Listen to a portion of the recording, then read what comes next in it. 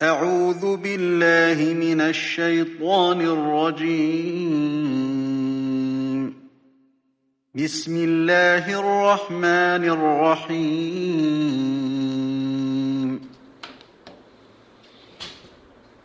الحمد لله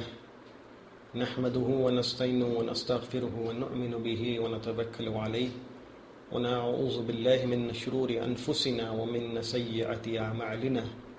من يهد الله فلا مضل له ومن يضلله فلا هادي له ونشهد أن لا إله إلا الله وحده لا شريك له ونشهد أن محمدا عبده ورسوله أما بعد فأعوذ بالله من الشيطان الرجيم بسم الله الرحمن الرحيم يا أيها الذين آمنوا اتقوا الله وكونوا مع الصادقين صدق الله العظيم رب اشرح لي صدري ويسر لي عمري واحلل عقدة من لساني يفقهوا قولي السلام علیکم ورحمۃ اللہ وبرکاتہ۔ درس اول میں ہم نے سیکھا کہ ہمارا دین کن حصوں سے بنا ہوا ہے، اور اس کی بنیاد ہم نے حدیث جبریل یا وہ حدیث جسے محدثین کرام ام الحدیث کے نام سے یاد کرتے ہیں، اس کو ہم نے بنیاد رکھتے ہوئے اس بات کو سمجھا کہ ہمارا دین 3 حصوں سے بنا ہوا ہے، ایک ایمان، دوسرا اسلام، اور تیسرا احسان۔ یعنی ایمان، اسلام اور احسان کو ملا کر ہمارا دین مکمل ہوتا ہے۔ اور پھر ہم نے یہ بھی جانا کہ وہ علم جو ایمان سے تعلق رکھتا ہے علم العقائد یا عقیدے کا علم کہلاتا ہے، وہ علم جو اسلام سے تعلق رکھتا ہے علم الفقہ یا فقہ کا علم کہلاتا ہے، اور وہ علم جو احسان سے تعلق رکھتا ہے علم تزکیۃ النفس یا علم تصوف کہلاتا ہے۔ یہ باتیں درس اول میں ہم نے سنی اور اس کو سمجھنے کی ہم نے کوشش کی۔ اب انشاءاللہ تعالی آگے انہی بنیاد پر ہم سمجھنے کی کوشش کریں گے کہ یہ جو 3 حصے ہیں دین کے، ان 3 حصوں کا علم کیسے حاصل کیا جائے، کیونکہ جو بات ہم نے ذہن نشین کری درس اول میں وہ یہ تھی کہ مومن کے لیے واجب ہے کہ وہ ایمان، اسلام اور احسان تینوں حصوں میں سے کچھ حصہ حاصل کر کے اپنی دنیا اور آخرت کی کامیابی کا اسے سبب بنائے۔ یعنی یہ تینوں حصے اٹوٹ ہیں، ان تینوں کا ملا کر ہی انسان یا مومن کا دین مکمل ہوتا ہے۔ تو اسی لیے اب جب کہ یہ حقیقت ہمارے سامنے آ چکی کہ ایمان سے تعلق رکھنے والا علم العقائد بھی سیکھنا ضروری ہے، اسلام سے تعلق رکھنے والا علم الفقہ سیکھنا بھی ضروری ہے، اور احسان سے تعلق رکھنے والا علم تصوف بھی سیکھنا ضروری ہے۔ تو اب دوسرا سوال ہمارے ذہن میں یہ آئے گا کہ یہ علوم کن سے سیکھے جائیں، اور ان علوم کو سیکھنے کا راستہ کیا ہے، اور کہاں سے یہ علوم میسر آتے ہیں۔ انشاءاللہ تعالی آج کے درس میں چند ایک باتیں اس نقطے پر وضاحت کی جائے گی۔ سب سے پہلے تو ہمیں یہ جاننا ضروری ہے کہ ہدایت کے لیے کل انسانوں کے لیے، مسلمانوں کے لیے تابع قیامت حضور علیہ الصلاۃ والسلام کے اصحاب کرام رضوان اللہ تعالی علیہم اجمعین کا طبقہ سب سے بہترین رہنمائی کے لیے طبقہ قرار دیا گیا ہے، اور یہ پیارے رسول علیہ الصلاۃ والسلام کے کئی ایک اقوال، کئی ایک احادیث مبارکہ سے ثابت ہے کہ روئے زمین پر سب سے بہترین طبقہ اگر انسانوں کا کوئی ہے تو انبیاؤں کے بعد میں وہ حضور علیہ الصلوۃ والسلام کے اصحاب کرام کا طبقہ ہے۔ اسی لیے دین میں جو کچھ بھی ہمیں سیکھنا ہے، خواہ وہ ایمان کا ہو یا اسلام کا ہو یا احسان کا ہو، تو ہمیں یہ تینوں شعبوں میں سے سب سے بڑی رہبری اگر کہیں سے مل سکتی ہے تو وہ ہمارے پیارے رسول علیہ الصلوۃ والسلام کے اصحاب کرام سے حاصل ہو سکتی ہے۔ پھر ان کے بعد جو دوسرا طبقہ جنہیں ہم تابعین کہتے ہیں ان کا طبقہ ہے، اور پھر ان کے بعد کا جو طبقہ ہے جنہیں ہم تبع تابعین کہتے ہیں وہ ان کا طبقہ ہے۔ اور حضور علیہ الصلوۃ والسلام نے ارشاد فرمایا کہ سب سے بہترین قرن یعنی سب سے بہترین طبقہ میرے اصحاب کا ہے، اور پھر اس کے بعد کا دوسرا بہترین طبقہ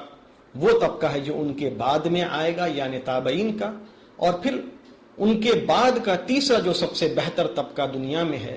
وہ تبع تابعین کا طبقہ ہے۔ اور کئی ایک ایسے احادیث مبارکہ کی بنیاد پر یہ بات تمام علماء اکرام کے پاس ثابت ہے کہ ہدایت کے لیے دین کے تینوں شعبوں یعنی ایمان، اسلام اور احسان کے لیے صحابہ، تابعین اور تبع تابعین کا طبقہ کافی ہے اور مکمل ہے۔ دور صحابہ میں حضور علیہ الصلوۃ والسلام کی موجودگی کے بنیاد پر اور نزول وحی کی برکت سے صحابہ اکرام کے زمانے میں، کیونکہ وہ تمام کے تمام اصحاب اکرام حضور علیہ الصلوۃ والسلام کی صحبت یافتہ تھے، آپ کی موجودگی سے فیضیاب ہو رہے تھے، اسی لیے وہ طبقہ ایسا طبقہ تھا کہ دین کے تینوں حصوں یعنی ایمان، اسلام اور احسان تینوں حصوں میں انہوں نے کمال پا لیا تھا۔ یہ صحابہ کا طبقہ تھا تینوں حصوں میں، یعنی ایمان، اسلام اور احسان، یہ جو دین کے تین حصے ہیں، ان تینوں حصوں کے تمام تقاضوں کو پورا کرنے والا اگر روئے زمین پر کوئی ایک طبقہ ہے تو وہ صحابہ اکرام کا طبقہ تھا۔ اور پھر اسی طرح تابعین اور تبع تابعین نے بھی وراثتاً ایمان، اسلام اور احسان کے طبقوں کا حق ادا کیا، ایمان، اسلام اور احسان کے دینی حصوں کا حق ادا کیا، ان کے تقاضوں کو پورا کیا۔ پھر ان کے بعد کے دور میں جب ہر ایک بندہ اس معیار کا نہ ہو سکا کہ وہ ایمان، اسلام اور احسان تینوں میں دسترس پا سکے، تب اس زمانے میں یعنی تبع تابعین کے بعد ضرورت پیش آئی کہ ان تینوں حصوں کو امت تک پہنچانے کے لیے تین الگ الگ علوم کے دروازے، تین الگ الگ علوم کے مدرسے قائم کیے جائیں۔ مدرسے سے مراد جس کو ہم انگلش زبان میں اسکول کہیں یا یونیورسٹی کہیں، تو یہ دراصل امت کی ضرورت تھی، کیونکہ اسلام سارے عالم میں پھیلتا چلا جا رہا تھا اور کئی نو مسلم داخل اسلام ہو رہے تھے جن کی زبانیں الگ تھی، جن کا رہن سہن، عرف و عادہ الگ تھا، مختلف تھا۔ تو ان لوگوں کو وقت درکار تھا کہ وہ دھیرے دھیرے کر کے اسلام کے تینوں حصوں یعنی ایمان، اسلام اور احسان کو دھیرے دھیرے کر کے سیکھیں اور اس پر کمال کو پالیں۔ اور اسی لیے اس دور کے ضروریات کو مد نظر رکھتے ہوئے تین گروہ الگ الگ بن گئے۔ پہلا گروہ وہ تھا کہ جنہوں نے دین میں جو ایمان کا حصہ ہے اس کو امت تک پہنچانا اور اس کو مسلمانوں کو سکھانے کی ذمہ داری اپنے سر پر لی. ان برگزیدہ اشخاص کو ہمارے دین میں متکلمون کے نام سے یاد کیا جاتا ہے، اور علم العقیدہ جو ہے، علم العقیدے کو دور صحابہ یا تابعین تبع تابعین میں علم الکلام بھی کہا جاتا تھا. یعنی علم الکلام سے مراد کلمہ طیبہ، یعنی لا الہ الا اللہ محمد رسول اللہ کے کیا تقاضے ہیں، اس کے کیا کیا نکات ہیں، ایمان کب مضبوط ہوتا ہے، ایمان کب کمال کو پہنچ جاتا ہے، یہ تمام باتیں دراصل اس کلمہ طیبہ لا الہ الا اللہ محمد رسول اللہ صلی اللہ تعالی علیہ وسلم کی شرح ہے. کہنے کے لیے تو بڑا آسان ہے لا الہ الا اللہ محمد رسول اللہ، لیکن اس ایک جملے کے ماتحت بہت سے نکات ہیں جو مسلمان پر واجب ہیں کہ وہ ان کو سیکھے، اور اسی علم کو علم العقائد کہتے ہیں. تو پہلے کے زمانے میں اسے علم الکلام بھی کہا جاتا تھا، کلمے سے کلام. اور وہ لوگ، وہ علماء، وہ بزرگ جو اس علم میں دسترس پا چکے تھے اور دوسروں کو یہ علم سکھاتے تھے کہ ایمان کس چیز کا نام ہے، ایمان مضبوط کب ہوتا ہے، ایمان کب روشن ہوتا ہے، کب کمال کو پہنچتا ہے، ایمان میں کمی یعنی اس کی روشنی میں کمی کب پیدا ہوتی ہے، یہ تمام باتیں، وہ کیا کیا تقاضے ہیں ایمان کے، کن کن باتوں پر مسلمان پر واجب ہے کہ وہ ان پر یقین رکھے، یہ تمام باتیں سکھانے کا بیڑا جس طبقے نے اٹھایا اس طبقے کو علم الکلام کے سکھانے والوں کو متکلمون کہا جاتا تھا. اور پھر انہیں بعد میں امام العقائد کہا گیا، یعنی عقائد کے امام، وہ لوگ جو عقیدے کے علم میں ماہر تھے. اور انہوں نے وہ علم کہاں سے سیکھا؟ انہوں نے وہ علم قرآن اور سنہ ہی سے سیکھا. جو اصول تھے انہی اصول سے اس علم کو اخذ کیا. اسی طرح جو دوسرا حصہ ہے اسلام کا، جسے ہم اسلام کہتے ہیں اور جس سے مراد علم الفقہ ہے، تو وہ بزرگ، وہ علماء جنہوں نے علم الفقہ میں دسترس حاصل کی، قرآن اور سنہ کی روشنی میں سینکڑوں نہیں ہزاروں لاکھوں مسائل کا حل کیا اور ہمیں بتلایا حلال کیا ہے، حرام کیا ہے، فرض کیا ہے، واجب کیا ہے، سنت کیا ہے، مباح کیا ہے، مکروہ کیا ہے، یہ تمام باتوں کا علم جس طبقے نے ہم تک پہنچایا. بلکہ دور حاضر کے تقاضے کے مطابق یہ کہہ سکتے ہیں کہ وہ طبقہ جس نے علم الفقہ میں ریسرچ کی پی ایچ ڈی کی طرح، تو وہ علماء اپنے زمانے میں ممتاز ہوئے اور چند ایک زیادہ مشہور اور معروف ہوئے. تو اس طبقے کو مجتہدین کہا گیا،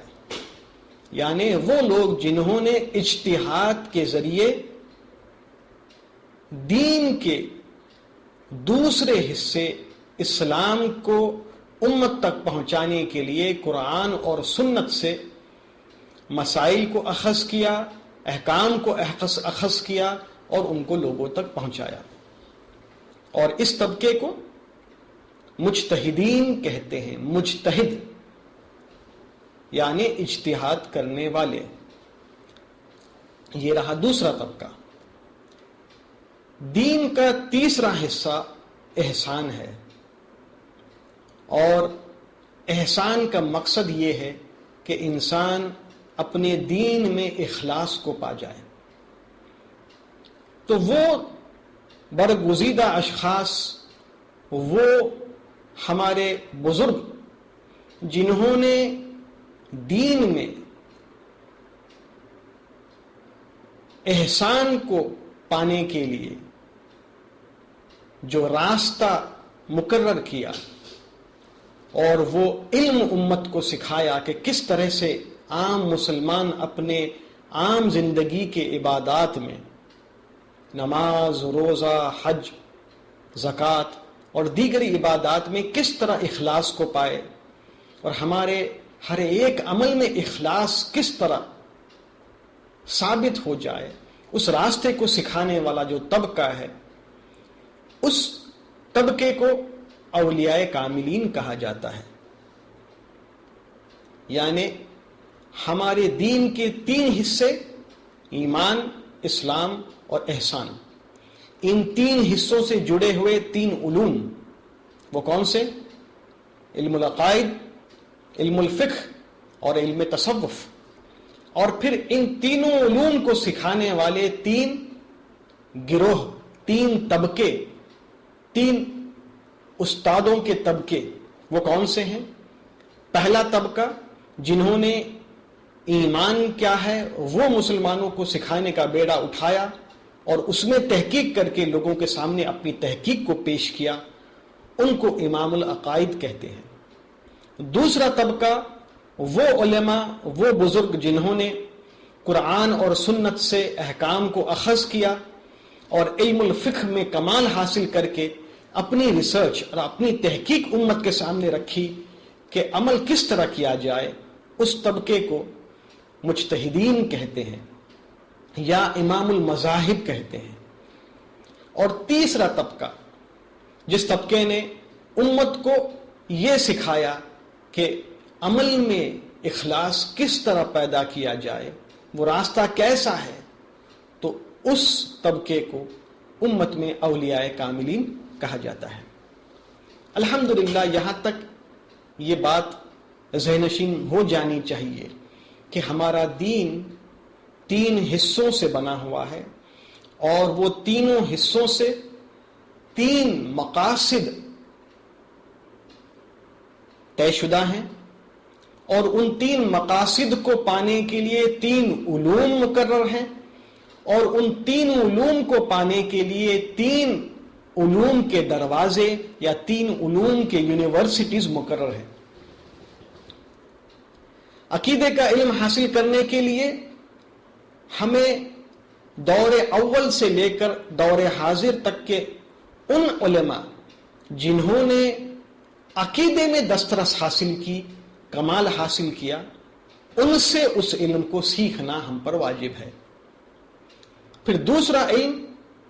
جس سے مراد علم الفقہ ہے، اور علم الفقہ کا مقصد یہ ہے کہ بندہ احکامات پر عمل کر سکے اللہ تعالیٰ کے، تو اس علم کو کمال تک پانے والے لوگ جنہوں نے تحقیق کر کے ہم تک یہ علم پہنچایا، وہ مجتہدین کا طبقہ ہے، جنہیں امام المذاہب کہتے ہیں۔ تو اگر ہمیں اپنے عمل کو درست کرنا ہے، ہماری نمازیں، ہمارے زکوٰۃ، روزہ، حج و زیارت اور تمام ایسی عبادات جو ہم پر واجب ہیں، تو ان کو کس طرح انجام دیا جائے، یہ تحقیق دور اول سے لے کر دور حاضر تک جس گروہ نے اس پر کوشش کی، انہیں فقہاء کرام کہتے ہیں، فقہ کو دسترس پانے والے کو فقیہ کہتے ہیں، اور ان کی جمع کو فقہاء کہتے ہیں۔ اور فقہاء کرام میں سے جو سب سے زیادہ معتبر، سب سے زیادہ مشہور اور معروف جن کی ریسرچ ہوئی، انہیں مجتہدین کہتے ہیں، اور انہیں امام المذاہب بھی کہتے ہیں۔ اور تیسرا طبقہ جنہوں نے تصوف کو ہم تک پہنچایا، علم تصوف کو، علم تزکیۃ النفس کو امت تک پہنچایا کہ عمل میں کس طرح اخلاص پیدا کیا جائے، تو اس طبقے کو اولیاء کاملین کہا جاتا ہے۔ الحمدللہ نشاندہی پوری ہو گئی کہ اب ہمیں ہمارا عقیدے کا علم کس سے سیکھنا ہے، فقہی علم کس سے سیکھنا ہے، اور تصوف کا علم کس سے سیکھنا ہے۔ یعنی 3 یونیورسٹیز الگ الگ مقرر ہیں ہمارے دین میں، اور ان تینوں یونیورسٹیز میں جو اس علم پر کمال رکھتے ہیں دسترس، جو اس علم کے ماہر ہیں ان کی نشاندہی بھی کی گئی۔ جان لیجئے کہ ویسے تو ان تینوں حصوں کی تقسیم اور ان تینوں حصوں سے جڑے ہوئے علم کی تقسیم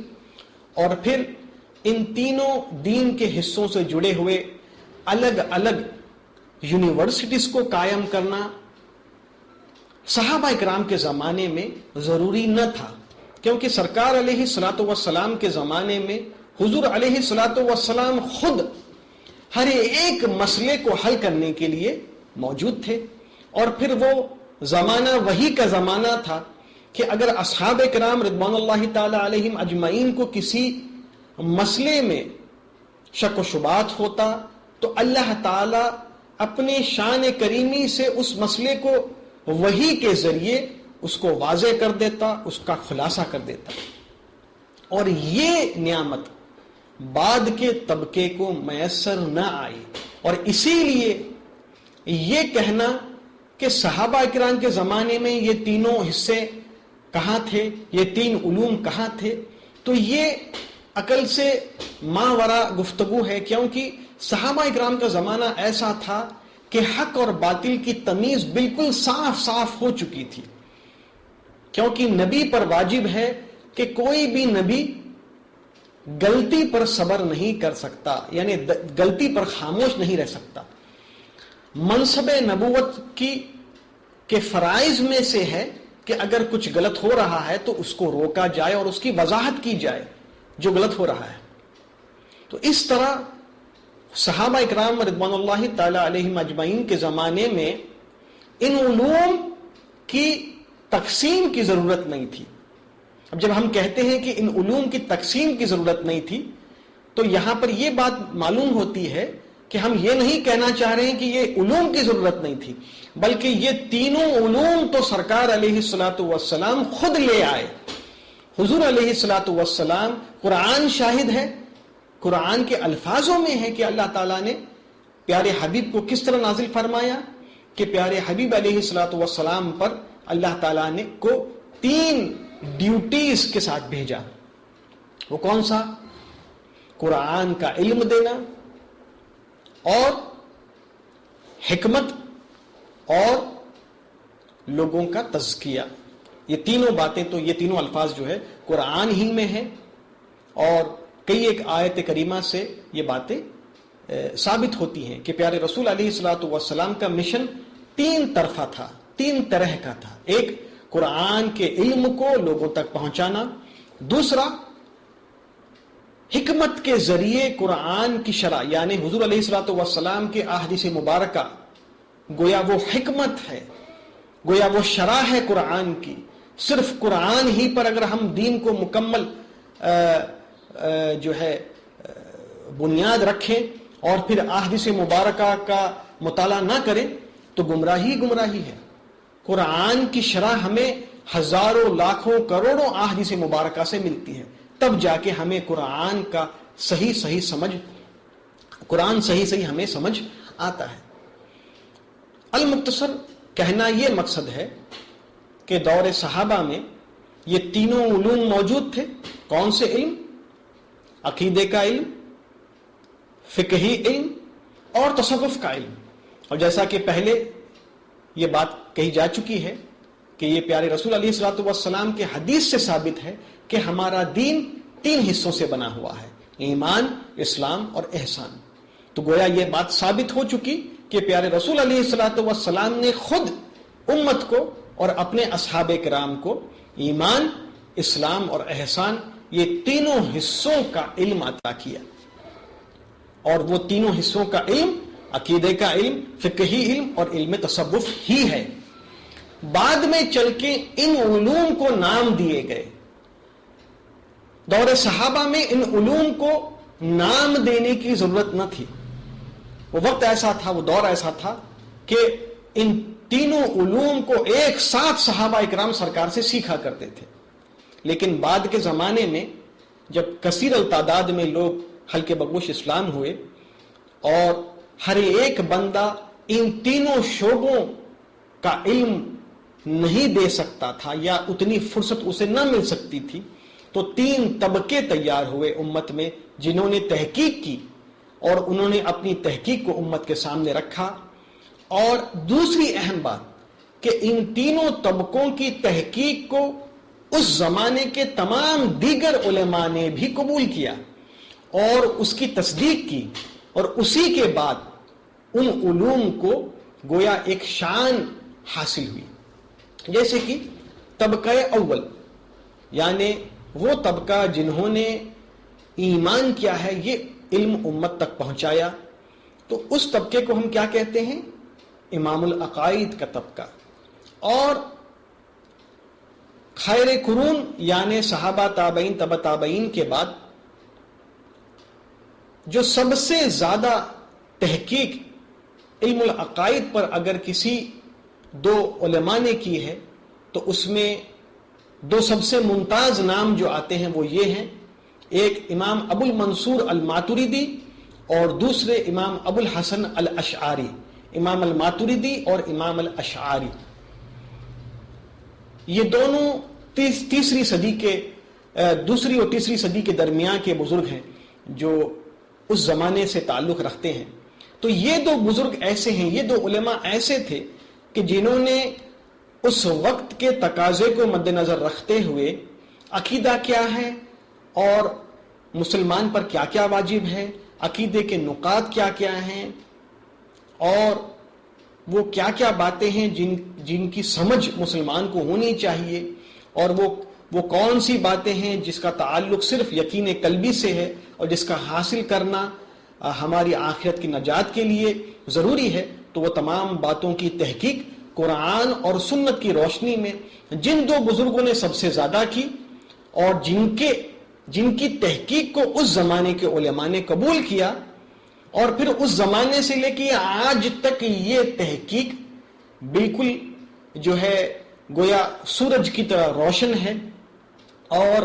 دور کے بعد دور کے آنے والے، ایک دور کے بعد دوسرے دور میں آنے والے علماء نے اس کی تصدیق کی۔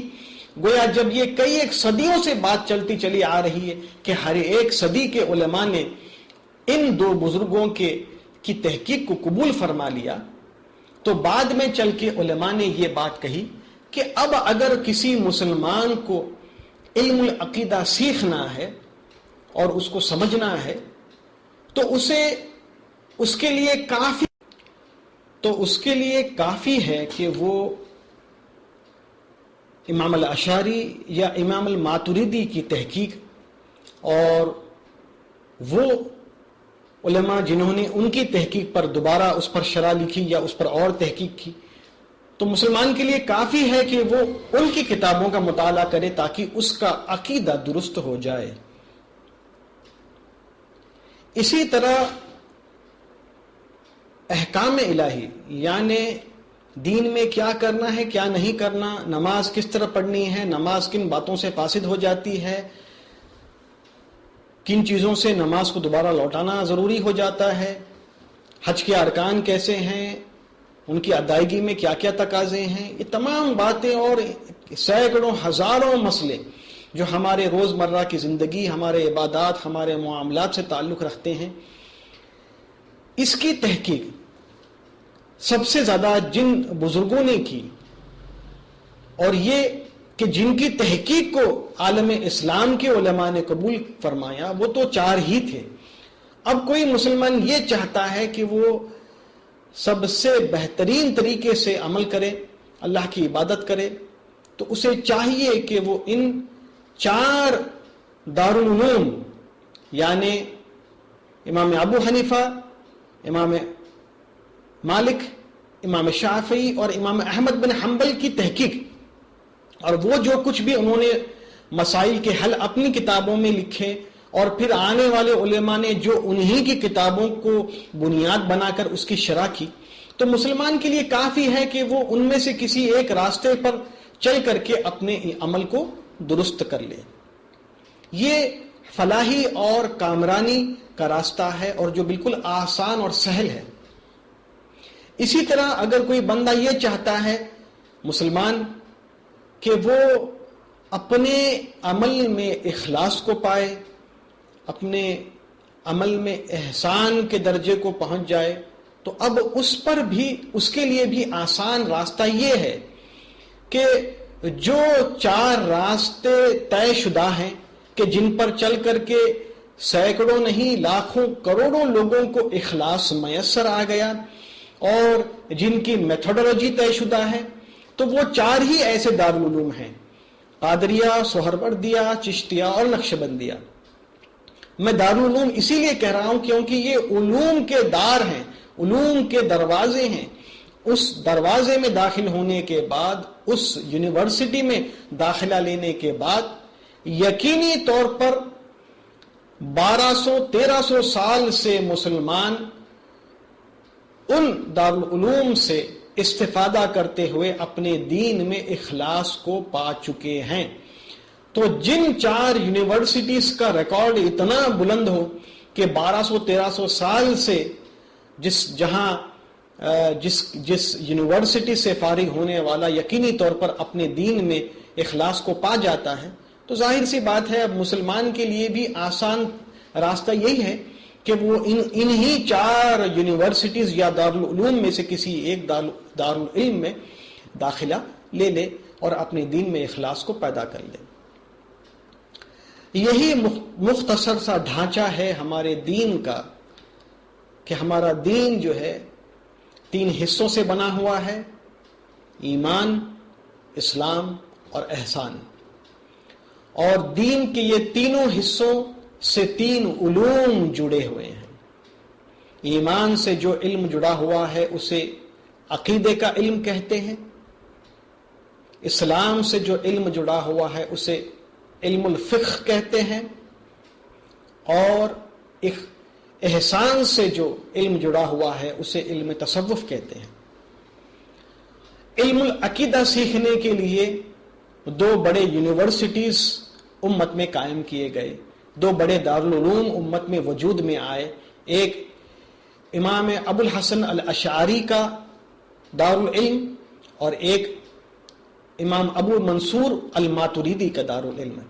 تو جو بندہ مومن چاہتا ہے کہ وہ اپنے عقیدے کو، علم کو درست کر لے، تو اسے چاہیے کہ وہ ان دونوں میں سے کسی ایک دارالعلم میں داخلہ لے لے، اور ان سے جو ہزاروں علماء نے صدی در صدی ان کی کتابوں کی شرح کی اور اس پہ اور مزید گفتگو کی، اس پہ اور تصانیف لکھی گئی، تو ان میں سے کسی عالم کی یا ان میں سے کسی علماء کی کتب کو پڑھ کر کے اپنے عقیدے کے علم کو درست کرنا چاہیے۔ اور دوسرا جو علم الفقہ سے تعلق رکھتا ہے، تو اس کے لیے بھی 4 دارالعلوم قائم کیے گئے: حنفی، مالکی، شافعی اور حنبلی۔ تو چاہیے کہ ان 4 میں سے کسی ایک دارالعلم میں داخلہ لے کر انسان اپنے عمل کو درست کر لے۔ اسی طرح دین میں اخلاص کو پانے کے لیے، احسان کے درجے پر فائز ہو کر عبادت کرنے کے لیے 4 راستے طے شدہ ہوئے: قادریہ، سہروردیہ، چشتیہ اور نقشبندیہ۔ تو مسلمان کو چاہیے کہ ان میں سے کسی ایک دارالعلم میں داخلہ لے کر اس کے ذریعے سے اس راستے کو سیکھے، اس علم کو سیکھے، اور اس علم کے ذریعے اپنے دین میں اخلاص کو پانے کی کوشش کریں۔ الحمدللہ یہ مختصر سی کوشش تھی کہ دین کے تینوں حصوں یعنی دین کا جو ڈھانچہ ہے وہ آپ کے سامنے رکھا جائے، اور یہی وہ بنیادیں ہیں جیسا کہ حدیث کی روشنی میں بتایا گیا کہ جن سے ہمارا دین مکمل ہوتا ہے: ایمان، اسلام اور احسان، اور ان سے جڑے ہوئے 3 علوم، اور پھر ان سے جڑے ہوئے 3 یونیورسٹیز یا 3 مختلف علوم کے دار جن کو ہم نے دارالعلوم کہا۔